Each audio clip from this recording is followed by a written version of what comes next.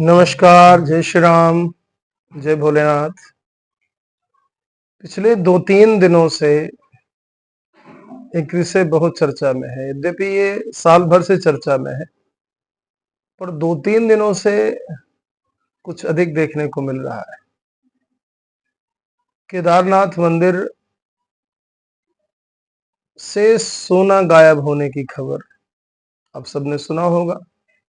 कई बार न्यूज़ चैनलों में, यूट्यूब चैनल में इस बात को प्रमुखता से उठाया।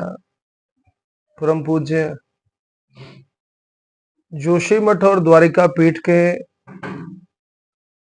शंकराचार्य अभिमुक्तेश्वरानंद जी ने काफी मुखर रहे। आप सबको याद होगा, जब राम मंदिर निर्माण और उद्घाटन की प्रक्रिया हो रही थी, तब भी शंकराचार्य जी अभिमुक्तेश्वरानंद जी, जो स्वरूपानंद सरस्वती जी के बाद, बहुत सारे लोग तो मानने को भी तैयार नहीं है, वो उनकी अपनी निजी समस्या है। हम लोगों को तो साधु संतों का सम्मान करना चाहिए। तो अभिमुक्तेश्वरानंद जी ने इस बात को प्रमुखता से उठाया, मुखर हुए। जिस तरह से वो राम मंदिर उद्घाटन समारोह के लिए मुखर थे, उसी के बाद से उन्होंने इस बात को सोशल मीडिया में भी, और जब उनसे कोई सवाल करता न्यूज चैनल वाले, तो वो बोलते कि आप लोग इस विषय को क्यों नहीं उठाते।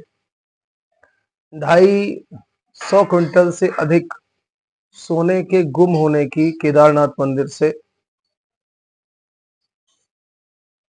चर्चा बड़ी जोरों से आजकल चल रही है। अब इस पर विचार करने की बड़ी आवश्यकता है। इसमें 2-3 विषय हुए। अभी आप सबको याद होगा, दिल्ली में केदारनाथ मंदिर निर्माण की बात भी चल रही थी। उस पर भी केदारनाथ के पुजारियों ने विरोध किया, और केदारनाथ के पुजारियों से ही ये बात निकली है। कौन सी? सोने के लापता होने की। सोने की दीवार बनी है और वो सोना कहाँ गया। आप सबने कई न्यूज चैनल में देखा होगा, पड़ताल का विषय भी हुआ। तो आप सबको मालूम है, मैं इस विषय पर चर्चा नहीं करूंगा, क्योंकि वो न्यूज चैनल वाले तो खूब प्रोफेशनल लोग हैं, बताते ही रहते हैं। हम तो बस कुछ चर्चा आप सबसे हो जाए, कुछ जो ज्वलंत विषय है उन पर एक अपना जो दृष्टिकोण होता है, उस दृष्टिकोण को दे पाए। यद्यपि इसमें कई सारे मूर्ख लोग भी होते हैं, जिनकी कमेंट जब देखता हूं तो लगता है कि भारतवर्ष में ऐसे भी लोग हैं, बिना सुने बिना जाने कुछ भी कर देना और असभ्यता पूर्ण करना। तो अब जो मूढ़ है, मूर्ख है, उनके लिए क्या कहा जाए, कुछ कहा नहीं जा सकता। तो जितनी असभ्यता करें, जितना दुर्व्यवहार करें, गोस्वामी जी ने इसीलिए ऐसे लोगों की वंदना कर ली है कि ऐसे लोग दूर ही रहें, या ऐसे लोगों से दूर ही रहना अच्छा है।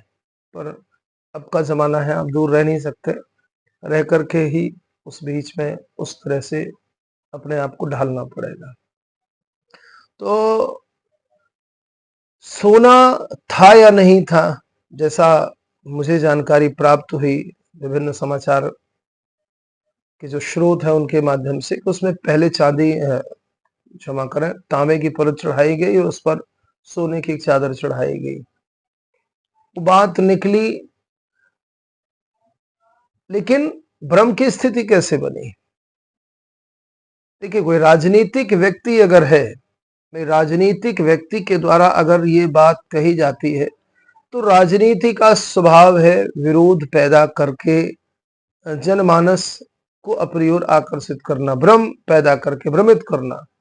ये राजनीति का एक, वर्तमान राजनीति का एक विशेष धर्म भी बन गया है, क्योंकि लोकतंत्र है और लोकतंत्र में लोगों के वोट चाहिए, इसलिए भ्रमित करने का एक कई मुद्दों में ऐसा देखने को मिलता है। राजनीतिक विचारधारा कोई भी हो, मैं किसी एक विचारधारा की बात नहीं कर रहा, कोई भी राजनीतिक विचारधारा, कई मुद्दों पर देखने को मिलता है कि भ्रम की स्थिति निर्मित की जाती है। तो राजनीतिक लोग अगर भ्रम की स्थिति निर्मित करें तो ठीक है, चलता है, लेकिन बड़ी जिम्मेदारी की पीठ शंकराचार्य की पीठ होती है। ये शंकराचार्य की पीठ आदि गुरु शंकराचार्य का प्रतिनिधित्व करने वाली पीठ है। भगवान शंकर का ही स्वरूप माना जाता है और हम सबके लिए शंकराचार्य की इस परम पावनी पीठ पर विराजमान जो भी महान पुरुष हैं वो सब वंदनीय हैं। हम सब उनकी वंदना करते हैं, चाहे वो रामानंदाचार्य की पीठ पर विराजमान हो, चाहे शंकराचार्य जी की पीठ पर, चाहे रामानुजाचार्य जी की पीठ पर, या जिस भी धर्म के स्वरूप की पीठ हो, आदर करना चाहिए। और उस पीठ पर बैठे हुए शरीर का भी एक धर्म होता है कि कम से कम भाई ऐसी पीठों पर बैठे हुए व्यक्ति अगर पक्षपात करें, हम लोग तो साधारण लोग हैं, लेकिन ऐसी पीठ पर असाधारण लोग बैठते हैं और असाधारण लोगों का नियंत्रण होता है। पर अभी वर्तमान में देखने को मिलता है कि जो जिस विचारधारा से है वो भले किसी पीठ पर चला जाए, वो खुलेआम वो अच्छा करे या बुरा करे, इससे कोई फर्क नहीं पड़ता है। बस वो मेरा है, मेरा व्यक्ति है, मैं उस विचारधारा के व्यक्तियों का समर्थन करता हूँ, इसलिए वो अच्छा करें या बुरा करें, सब लोग वो हर विषय पर लागू होती है, धर्म के विषय पर भी लागू होती है। हमने जिसका समर्थन कर दिया, जिसके अनुयायी हो गए, उनकी सारी अच्छी बुरी बातों को हम, अगर कोई कुछ गलत बोलने पर कोई कुछ कह दे तो हम लोग अभद्र हो जाते हैं, ये स्वभाव बन गया है। तो राजनीति पीठ पर बैठा हुआ व्यक्ति करे ठीक है, लेकिन धर्म की मर्यादित पीठ पर बैठ करके और फिर भ्रम का वातावरण बिना पूरी जानकारी लिए। मैं कल एक चैनल पर देख रहा था, कुछ पुजारी लोग सरकार के विरुद्ध नारे लगा रहे थे। केदारनाथ मंदिर निर्माण दिल्ली में हो रहा है उसके विषय में, लेकिन उसमें एक राजनीतिक पार्टी का झंडा भी लहरा रहा था।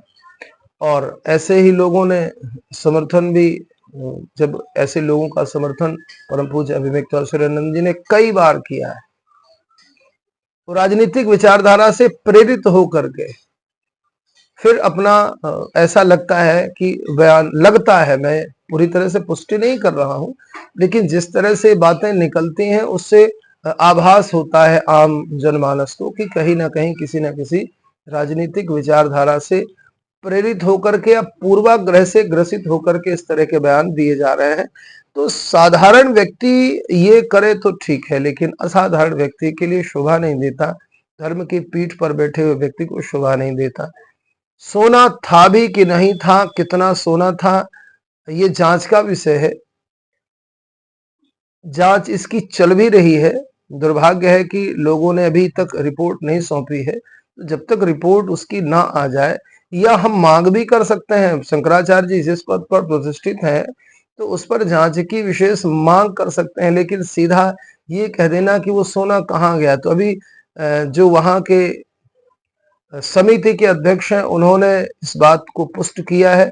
मैं देखिए किसी भी दूसरे वीडियो को अपने चैनल पर ऑडियो सहित नहीं डालता, क्योंकि कई बार ऐसी स्थिति हो गई कि रीयूज्ड कंटेंट आ गया, कॉपीराइट स्ट्राइक आ सकता है। इसलिए मैं बिल्कुल, आप सबने कहीं ना कहीं वो वीडियो देखा होगा, मैं केवल अपना एक दृष्टिकोण होता है उसको रखता हूँ।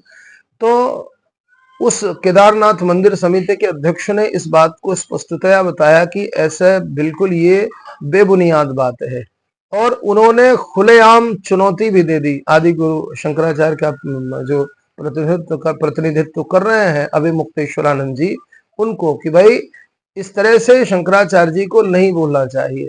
बिना पूरी तरह से पड़ताल के कैसे बता पाएंगे कि सोना था भी नहीं था, और सोने का पता बताने चले।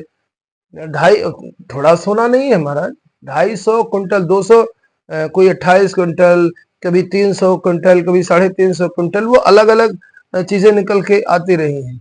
तो इतना सोना कहाँ गया, उसका पता कौन लगाए? पहले तो ये तो पता हो कि सोना था भी कि नहीं था, कितना था, किस तरह से था।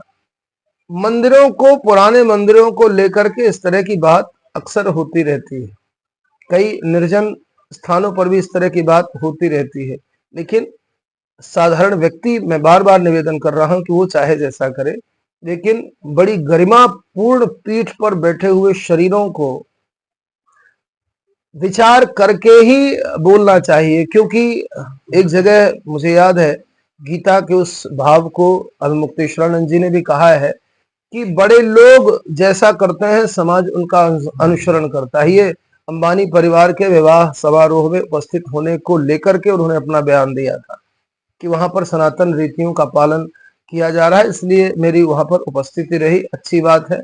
यद्यपि वहां पर एक घटना और घटी जिसके संबंध में पूर्व में भी मेरे द्वारा वीडियो के माध्यम से चर्चा की जा चुकी है।